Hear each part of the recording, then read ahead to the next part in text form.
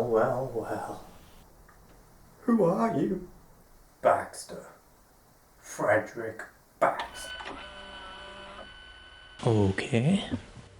So, now what was wrong with that scene? Besides the acting and lighting and camera and whatever. That's right.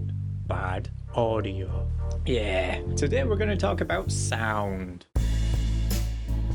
I know, the boring bit of filmmaking. Nobody wants to be the sound guy or girl, I know. I agree, I'm a camera guy, I'm a director, but they're what I like doing. But sometimes it's beneficial to know these things, at least how to incorporate them really well into your short films. Because there are 4 things you can do with a mic that will elevate your short films to well above that 95% of other bad short films. Let's get started. Okay, so yeah, you've gone out and bought a microphone. Yes, well done. It might be a lavalier mic, it might be a shotgun mic, I don't know, but you've got a microphone now. Now we need to apply it to the scene.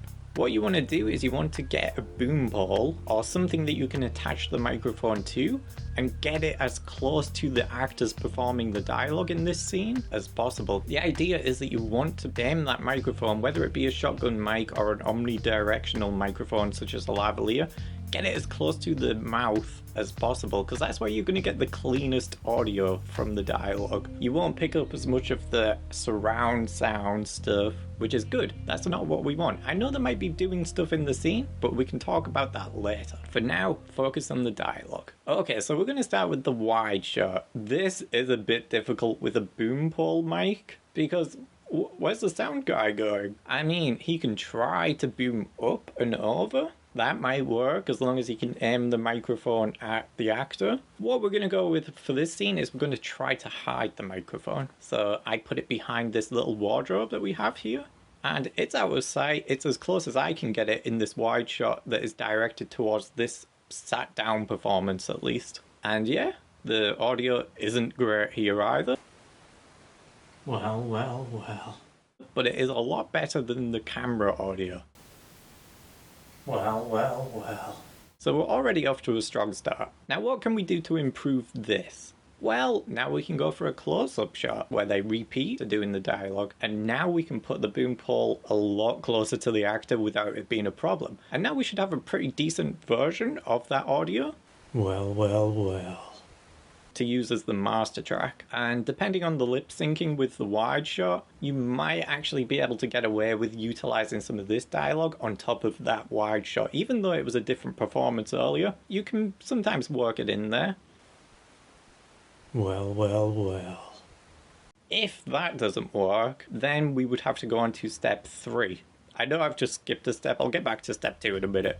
Give me a break. Step 3 is ADR. You know, where the actor goes in a recording booth after they've done the principal photography and they have to go over some of their lines and try to match what they did on screen to replace the on-set audio of them talking with this new audio of them talking. Well, well, well. But I always feel like ADR stands out quite a lot, at least when done improperly. Like, you usually see it when they cut from a close-up of somebody driving in a car to a wide shot and they want to add in some new, like, comedic lines or something to what the 2 characters in the car are saying. And it'll sound completely different to what it sounded like in the car. Usually, I think that's because they went in a sound booth afterwards and recorded that as a joke after the fact. And it stands out because it's a different location. You don't have all of that ambience. The sound isn't working in combat with all of the walls or anything. So if I was to do ADR, I would go to the location, or at least somewhere similar to the location, and just repeat it there. And hopefully it would match in the edit. Going back to step 2, that is Foley. Yes, we all know Foley. Not personally, although the guy is actually called Foley, which is kind of cool. I guess it's named after him. I can't imagine he's named after it. This is where the fun begins. Literally, I love this stuff. I've done it in my own short films over the years. Just going in and just adding new layers of sound. But finding the stuff that might make those sounds that's the enjoyable part. Like, I'll go around the house sometimes, or I'll be out and about with friends and I'll just be listening out for certain audio. naturally.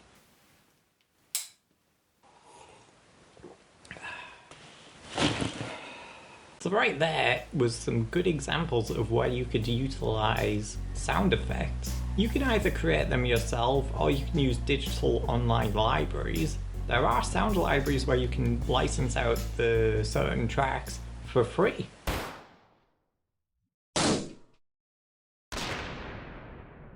But like the clicking of the gun, that adds some dramatic tension. The tearing to reveal the vest. The sipping of the tea. Now this is something you can get to do on the set. Just get your mic closer to the character and...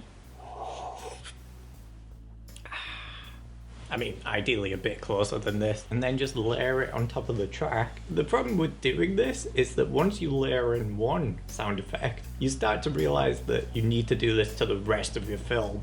You can't just have it in one random spot because everything starts to feel cheap. And then you start to realize, oh, this is what films do. And it even goes for the footsteps that's added in after the fact. The thing is, when you watch a lot of actual films, and I'm guilty of this as well, you just don't pick up on sound design like footsteps. But every single film released today, like Hollywood big budget films, they have added in footsteps everywhere. Like when you hear people walk, it'll be really quiet, but there will be a Foley artist out there that had to go into every single scene and match up each footstep to each character walking throughout the 90 to 3 hour runtime of whatever big budget film you just went to see. And that applies to everything. It applies to clothes rustling. It applies to breathing. It applies to the gun sounds. Like, one of my all-time favorite sound effects is from Doctor Who, specifically the first two series of Russell T Davies back in 2005 and 2006, because I used to watch the Doctor Who Unleashed, was it? The behind-the-scenes making of back when I was a kid, and I was always astonished that the sonic screwdriver didn't actually sound how it sounded in real life. In real life, it doesn't sound metallic like it does in the TV show. Like, I love that sound. Like, when he has it, it feels like a tool. But there was an episode where they showed that they actually add that in after the fact, and that blew my mind. Waves it around. And that particular sound effect has always stuck with me, especially when it comes to guns in my films, or films I work on. I've started adding a similar effect to my gun handling scenes.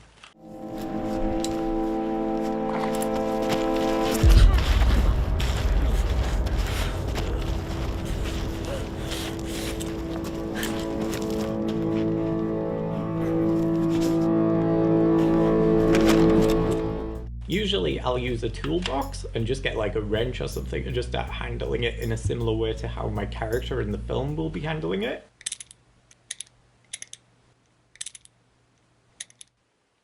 Even though in real life they might not sound like that, I don't know, I've never handled a real gun because I live in England. But now in the cinematic world, now it feels part of the scene and you don't even think about it because it feels like it belongs there. And the thing is, it'll be like a roller coaster. Once you start doing this, once you start getting into Foley design, you'll start realizing that, oh my god, I have to do this with everything? But it'll be fun. So that is Foley, and it's very important for this scene. And the fourth bit of audio that I recommend doing is room tone. Also known as a wild track, or at least that's what I've known it as in the past. This is where your sound person, usually when a scene is wrapped for the day, will remain on set after the fact. Hopefully most people will have left, and he will get the room ambience recording, like maybe like a minute or two, maybe longer, I don't know, whatever's necessary for the scene, just of the quietness. I know that might sound weird, but when you get to the edit, it is so beneficial to have room tone audio. Because there's so many times when you're cutting between a close-up and another close-up of somebody else talking to each other, that there's something off, like it's jarring when you do a cut, even if you try to smooth transition the audio between each other. And that's because there is a lack of room tone in there. Just the background noise.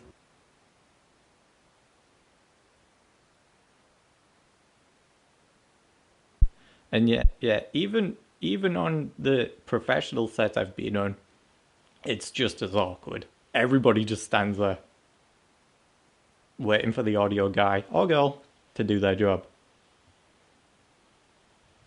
And it's weird if I don't have that when I cut between the two characters as something to fill in the silence. It's weird. And it does stand out and it takes the audience out of the film. So getting the room tone and layering it as a second track underneath the dialogue fills in that problem, and now it sounds so much better. When it comes to recording audio, there's one important thing to know. You have to focus on the gain. There are two things when it comes to audio. There's a thing called gain, and there's a thing called volume. Volume is the audio that comes out of the headphones. It is not the level of the volume of the actual recording. A lot of people get this wrong and think, oh, I'll increase the volume of the headphones, and now it sounds good when I capture somebody talking. No, don't do this. This is a big trap. You have to focus on the gain. Gain is what is actually being captured. Try to get gain to be as loud as you can without it peaking. The audio levels jumping up too high. When the audio levels jump too high, that means that they are losing that sound because it has peaked. You want to go somewhere in this range, usually they recommend.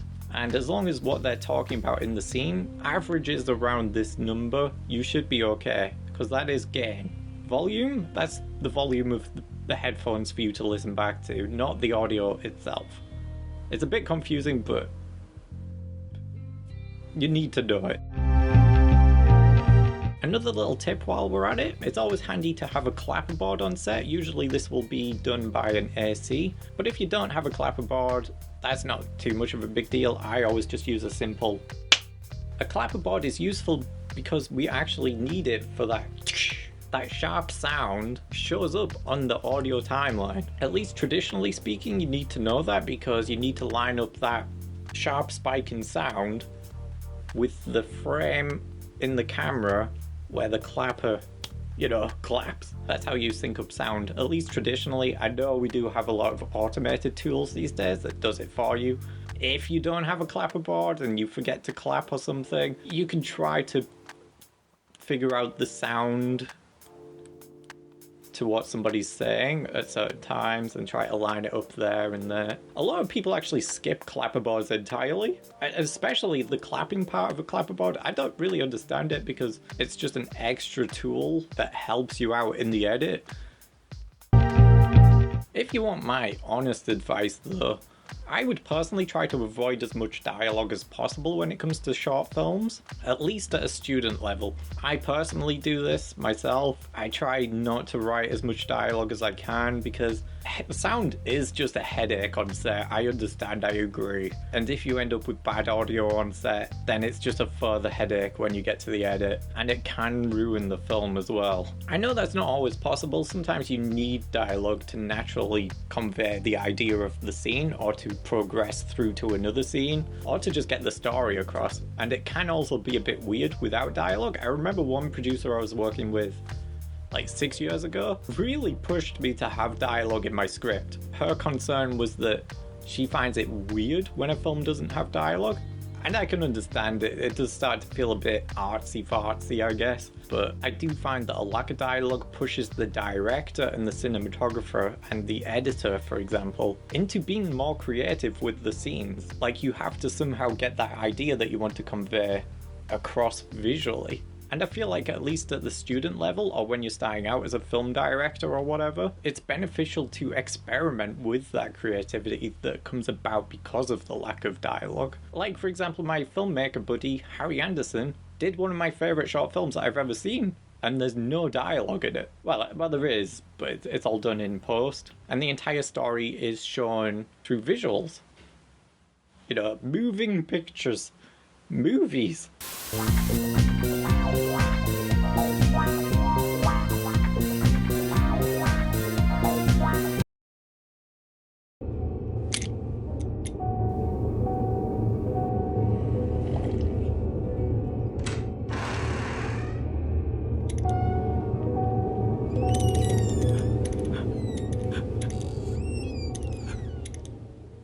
Well.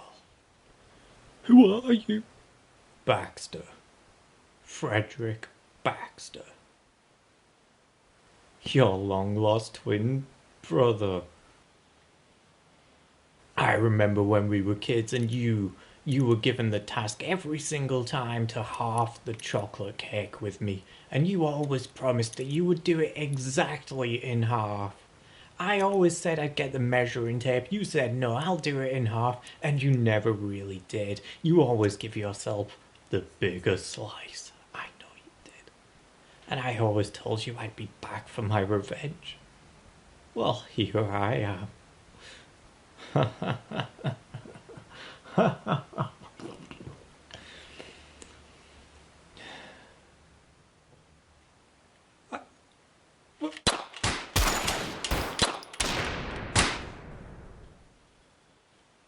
Huh?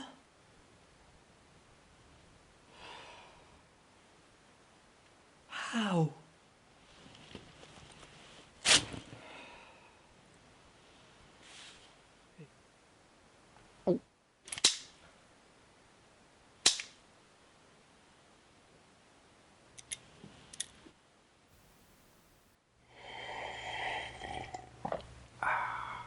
Smith & Wesson, and you've had your six.